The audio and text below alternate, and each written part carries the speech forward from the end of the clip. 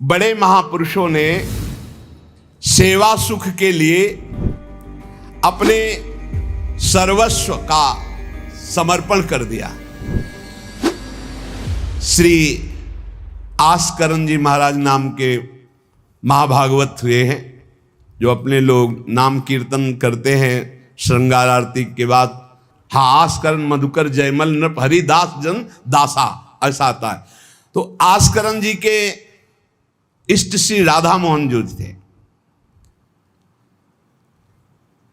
इन्होंने विचार किया कि राजकाज में हर क्षण कोई न कोई जब सेवा में बैठते तो राजा, तो आप ये सलाह, ये सेवा।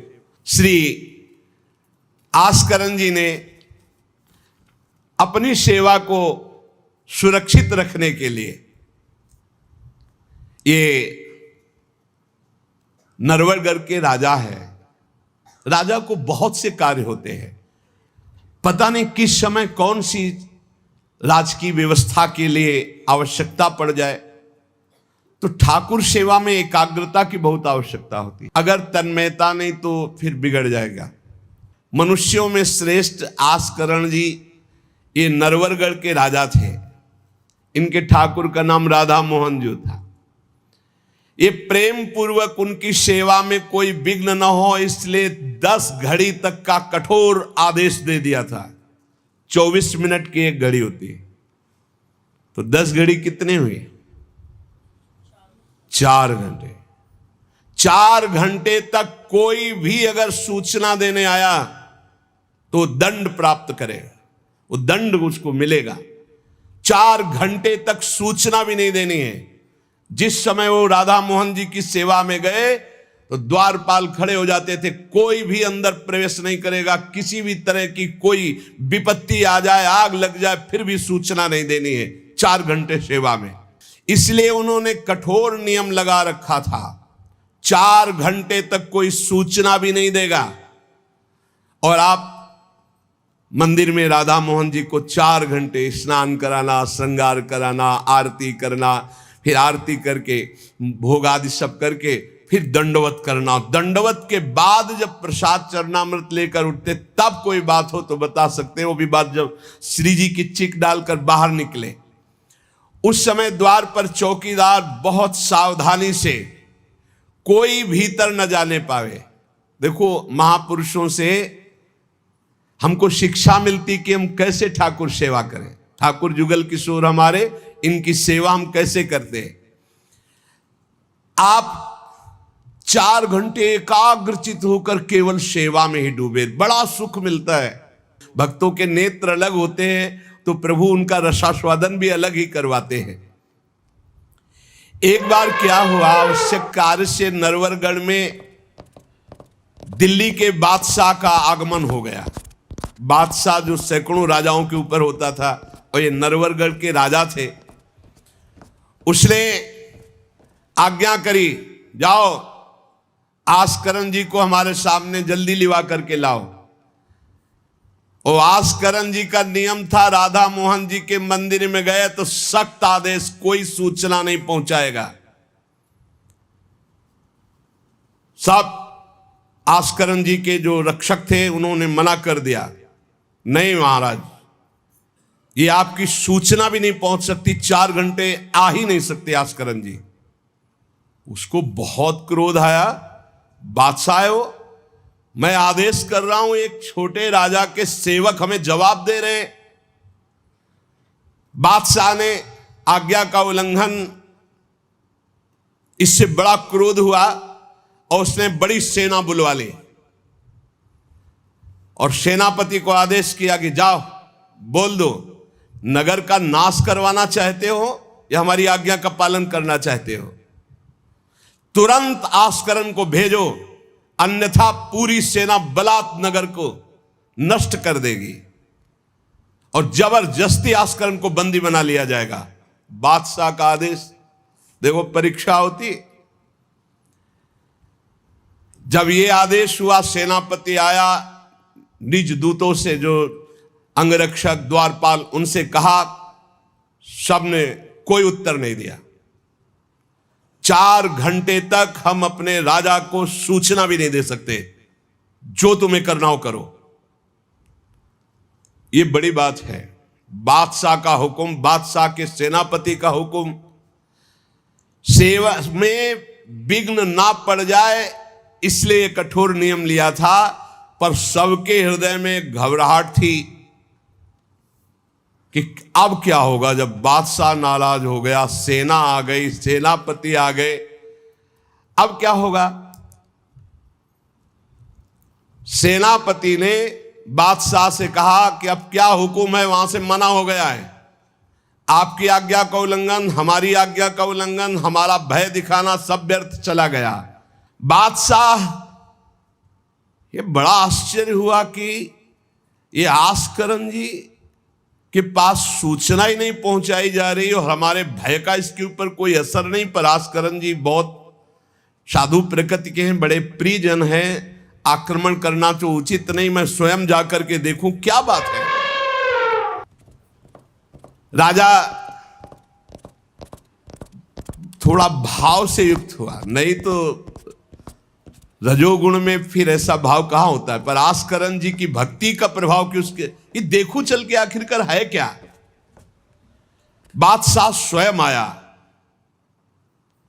राज कर्मचारी अब विचार में पड़ गए कि बादशाह को कैसे रोका जा सकता है।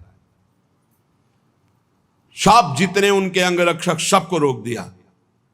ये बड़ी बात है, यह है भगवान की आराधना का बल।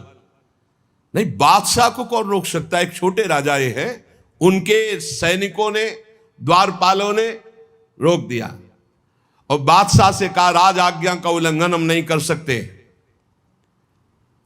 ना हम सूचना दे सकते हैं और ना किसी और को अंदर जाने दे सकते हैं। किसी और को अंदर नहीं जाने दे तो हम जा सकते हैं। बोले हां, आप बादशाह हैं, आप जा सकते हैं, लेकिन आपके साथ कोई नहीं। बादशाह राजी हो गया। देखे आखिरकार अंदर क्या है। वहां जाके देखा तो आस्करन जी की सेवा हो चुकी थी संपूर्ण। अब वो दंडवत कर रहे थे। आस्करन जी अपने ठाकुर की संपूर्ण सेवा करके दंडवत अपनी पूरी कर रहे थे। अब जैसे 108 दंडवत तो समय लगेगा। आस्करन जी साष्टांग लेट करके दंडवत कर रहे थे। अब को बादशाह जाएगा तो बादशाह कोई साधारण तो है नहीं, उसकी बाजूबंद, उसके सब झनन भनन आवाज तो होती है, पता भी चलता है कि कोई आ गया। मुड़ करके भी नहीं देखा बादशाह की तरफ, बस बार बार साष्टांग दंडवत, खड़ा खड़ा देखता रहा। 108 दंडवत 2-4 हो तो बड़ी देर हो गई, ना बादशाह से बात, ना सलाम, ना कोई, बस वो अपनी साष्टांग दंड। ये होना चाहिए। आप श्रृंगार कर रहे हैं तो श्रृंगार में ही दृष्टि होनी चाहिए। दंडवत कर रहे हैं तो किसी की तरफ नहीं, सिर्फ दंडवत के सामने प्रिया प्रीतम है, हम बार बार दंडवत कर रहे हैं। ये उपासकों की एक एकाग्रता होती है। भला सोचो, बादशाह पास खड़ा है तो ऐसे लेटे लेटे भी तो देख सकते थे, बिल्कुल नहीं देखा। राजा को, बादशाह को बड़ा आवेश आया कि इतनी देर से मैं खड़ा हूं, पहले तो वहीं सब नाना करते रहे, इतनी देर से खड़ा हूं, ना कोई प्रणाम, ना नमस्कार, ना हमारी तरफ देख रहा है, क्या है। तलवार निकाली और साष्टांग दंडवत कर रहे थे तो मारा, एक पैर की एड़ी कट गई, एड़ी कट गई, खून बह रहा है। साष्टांग दंडवत, फिर खड़े, फिर साष्टांग दंडवत, फिर खड़े, फिर साष्टांग दंडवत, बिल्कुल नहीं देख रहे कि एड़ी कट गई। सोचो जरा, ये भक्त की निष्ठा है उपासना की। या तो अगर एक चींटी काटेगी तो थोड़ी देर लौट करके पहले देखेंगे क्या हो रहा है, फिर दंडवत। एड़ी कट गई, लेकिन किसने काटा, ना ये बात देखी। एड़ी कटना कोई साधारण बात समझते हो? तलवार से पूरी एड़ी काट दी, कोई दुख नहीं, रक्तस्राव हो रहा है। अपने नियमानुसार कटी गई एड़ी, ए पे टेढ़ी हूं न भौं करी। ना तो आह निकला, ना गुस्साई कि किसने ऐसा कर दिया। करी नित नेम रीति धीरज दिखा, धैर्य पूर्वक 108 दंडवत पूरी की। पूरा जब संपन्न कर लिया, इसके बाद पीछे हटे, चिक गिराई, क्योंकि समझ चुके थे कि ये तलवार चलाने की हमारे ऊपर हिम्मत केवल बादशाह की हो सकती, दूसरे की नहीं। कोई साधारण राजा नहीं, महाभागवत और महाबली है। इसलिए हमारे ठाकुर का सुखपूर्वक अपशयन हो। चिक डाली। आस्करण जी ने जब चिक डालकर पीछे मुड़कर देखा तो बादशाह तो शिष्टाचार के अनुसार जोहार किया। राजा की भगवत सेवा, नियम निष्ठा, ये देखकर बादशाह बहुत प्रसन्न हुआ और कहा, मैंने आज देखा ईश्वर के प्रेम की सच्चाई को। तुम्हारे में थोड़ा भी बनावटीपना नहीं, थोड़ी भी शिथिलता नहीं, तुम अपनी निष्ठा के धैर्यवान वीर हो। बादशाह ने आस्करण जी से भगवत प्रेम संबंधी कुछ चर्चाएं की और विचार अपने प्रकट किए कि आज मैं बहुत खुश और सौभाग्यशाली हूं कि तुम्हारे जैसा राजा मेरा जन है। बड़ा हृदय रस में डूब गया बादशाह का। यह है देखो सच्चाई भक्ति की। नहीं बादशाह के हुक्म को टाल देना, सेनापति की आज्ञा का उल्लंघन कर देना, बादशाह आया है साष्टांग दंडवत, कोई उसका आदर ना करना, ये सब भारी अपराधों में आता है। नहीं, बादशाह आया और फिर दंडवत हो सके, नहीं, पहले उससे बातचीत होगी, बाद में दंडवत होगी। नहीं, अपनी निष्ठा के आगे नहीं। एड़ी काट दी गई फिर भी नहीं रुके। अब आस्करण जी सदैव अपने भगवत निष्ठा, भगवत सेवा में मगन रहते। राजा बहुत प्रसन्न होकर के कहा कि अब जिस कार्य के लिए हम आए थे, अब उस कार्य की जरूरत नहीं है। और अपनी जेब से अपनी रुमाल निकाल कर अपने हाथों से उनके चरणों की एड़ी में बांधा और कहा, तुरंत चलिए राजवैद्य के द्वारा इसे, और आज से हमारी तरफ से आपके ठाकुर की सेवा सुख संविधान चलेंगे। हम विशेष प्रकार की आपकी ठाकुर सेवा में सहयोग करें। आस्करण जी ने कहा, भगवत कृपा है, सब भगवत कृपा है, सेवा यथार्थ रूप से चल रही है। एक बार राजा आस्करण जी के शरीर में बहुत जोर का बुखार आ गया। ऐसा बुखार कि न उठने की हिम्मत, न शरीर की शुद्धि, और नियम की निष्ठा थी ही। अब भारी कष्ट, एक तो शरीर उठने लायक नहीं, भारी बुखार, और दूसरा सेवा। अब वो इस बात के चिंतित थे कि सेवा कैसे होगी। तो ठाकुर जी ने स्वप्न में अपने किसी निजजन पंडा से कहा, इनको किसी औषधि की जरूरत नहीं, मेरा चरणामृत पिला दो, ये स्वस्थ हो जाएंगे, सेवा में आ जाएंगे। वो गए और उनका ठाकुर जी ने स्वप्न में आकर के कहा है कि आप ठाकुर जी का चरणामृत पी लीजिए, आप स्वस्थ हो जाएंगे। वैसे तो चरणामृत रोज ही लेते थे। सेवा में जाने के पहले ठाकुर जी का चरणामृत जो पूर्व का था पिया, तत्काल सब खत्म हो। सेवा में बहुत बड़ी सामर्थ्य है, निष्ठा में बहुत बड़ी सामर्थ्य है ठाकुर जी के चरणामृत में। विश्वास करो, जो रोज चरणामृत पीता है उसका पुनर्जन्म नहीं होगा। बड़ा से बड़ा रोग आएगा लेकिन उसको पीड़ा नहीं पहुंचा पाएगा, अकाल मृत्यु नहीं होगी। तो स्वप्न में ठाकुर जी ने कहा, चरणामृत दे दो, सब सामर्थ्य आ जाएगी। एक बार राजा ने द्वेषवश सेना लेकर, किसी दूसरे राजा ने आपके ऊपर चढ़ाई कर दी, तो आपने व्यर्थ की खून खराबी ना हो, ललकार सुनकर भी आप सेना सहित संग्राम भूमि में ये विचार किया कि युद्ध करने से बहुत लोगों का नाश होता है। इसलिए अपने सब महारथियों को बुलाया और कहा, नाम कीर्तन करो। जहां युद्ध के लिए ललकार हो रही वहां नाम कीर्तन शुरू कर दिया।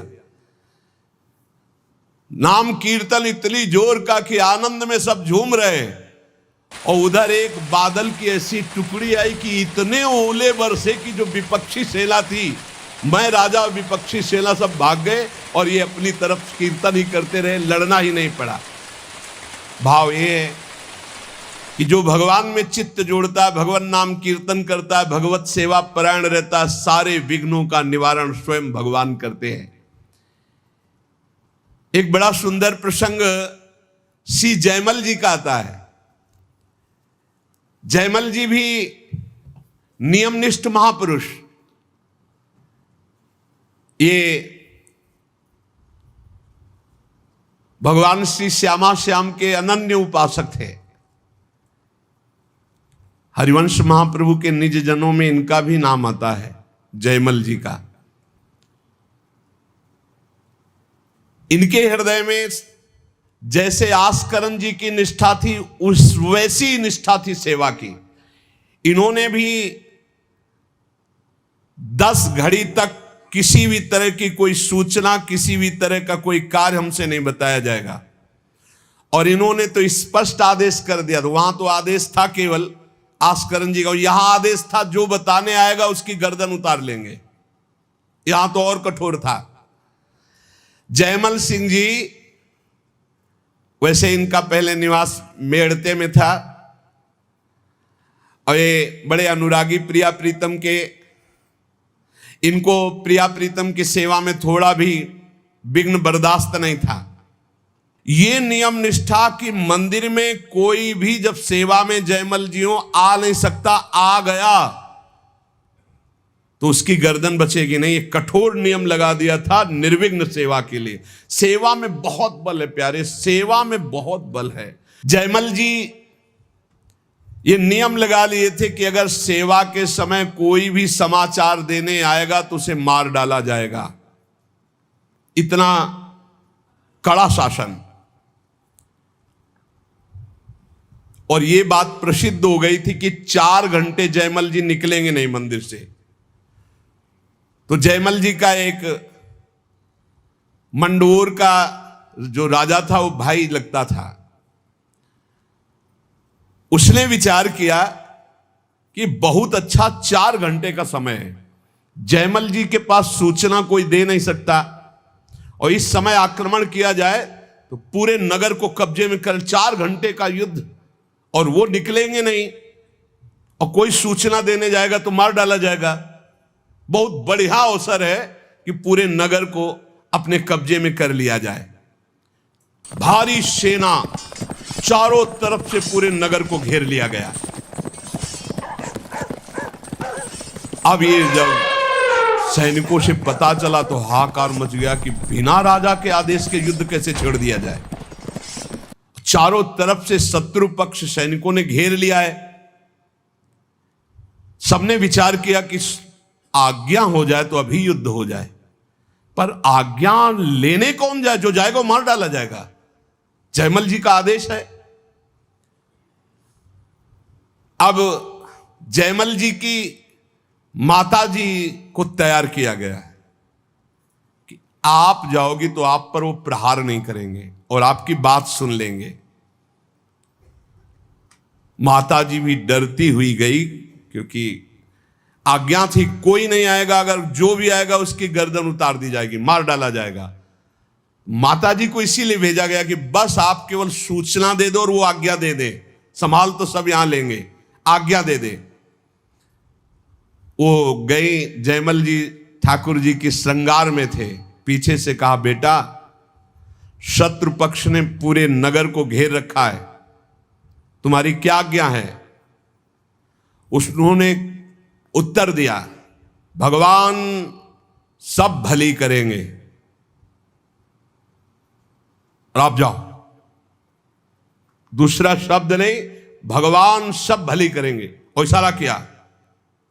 अगर दूसरा होता तो प्रण पूरा करते, लेकिन मां है इसलिए इशारा किया, वापस चली जाओ। मुड़ के नहीं देखा, बस एक शब्द का, भगवान सब भली करेंगे। यह नहीं कहा कि युद्ध प्रारंभ कर दो, मैं सेवा करके आऊंगा, ऐसा कुछ नहीं। भगवान सब भली करेंगे और इशारा किया कि आप वापस चली जाओ। ज्यों के त्यों सेवा में लगे रहे। भगवान ने देखा कि ये तो बिल्कुल बेपरवाह है, और सैनिक चारों तरफ से घेर लिए हैं राज्य को। तो स्वयं प्रभु घोड़े पर सवार हुए जयमल जी के। अब उनको कुछ कहने की जरूरत थोड़ी है। राजा का जो शाही घोड़ा था, उस घोड़े को तैयार करके उस पर विराजमान होकर के अकेले शत्रु पक्ष को परास्त किया। अकेले सबको मूर्छित करके मारा, एक को भी नहीं। और आप घोड़े को घुड़सवार में बांधकर अंतर ध्यान हो गए। सैनिक देख रहे हैं जो सुरक्षा में है कि कोई आक्रमण नहीं हो रहा, सब शांति है। नजदीक गए तो सब मूर्छित पड़े। उनका जय हो, हमारे महाराज की जय हो गई, शत्रु पक्ष तो मारा गया। पूरी की पूरी सेना मूर्छित। जयमल जी सेवा समाप्त की, संपन्न की श्री जी की, और बड़े आवेश में सीधे गए जहां उनका घोड़ा विराजमान रहता था घुड़सार में। तो घोड़े को देखा तो पसीने से लथपथ और हाँफ रहा था। ऐसा कैसे हो सकता है? घोड़े की सवारी इतनी तीव्र गति से किसने की? इतना हाँफ रहा है, पसीना पसीना हो रहा है। तो जो घोड़ा तैयार करते थे वो साथ में थे जयमल जी के। तो उन्होंने कहा कि प्रभु, घोड़े को तो ले जाते हुए कहीं किसी ने नहीं देखा, पर घोड़े की हालत तो ऐसी जैसे बहुत दौड़ाया गया हो, बहुत मेहनत की गई हो। तो उन्होंने कहा ठीक है, चलो, इस समय विचार करने का विषय नहीं, दूसरे घोड़े को लो। राजाओं के पास कई घोड़े और सैनिक सजाओ, वहां चलो। तो उनका प्रभु वहां जाओ, वहां तो सब मारे गए हैं। किसने मारा?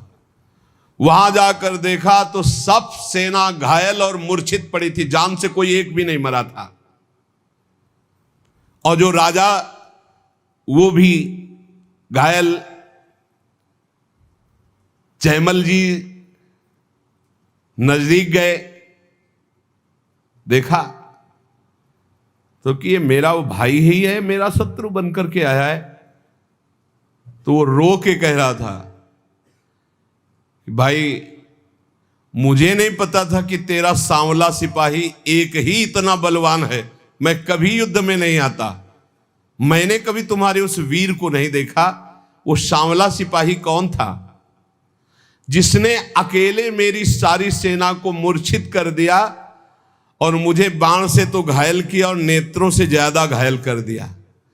एक बार तुम दिखा दो अपने उस सांवले सिपाही को, मेरा हृदय तड़प रहा है उसके लिए। उसकी वो सुंदर चितवन, उसकी मुस्कान ने मेरा मन हरण कर लिया। शत्रु पक्ष के ये है ही ऐसे। बैरी भी जिनको प्यार करे वो प्रभु का रूप है। ये बैरी राजा क्या कह रहे? बाणों से तो घायल ही कर दिया, नेत्रों से भी घायल कर दिया। एक बार उसको दिखा दो जो आपका सिपाही है, सांवला सिपाही।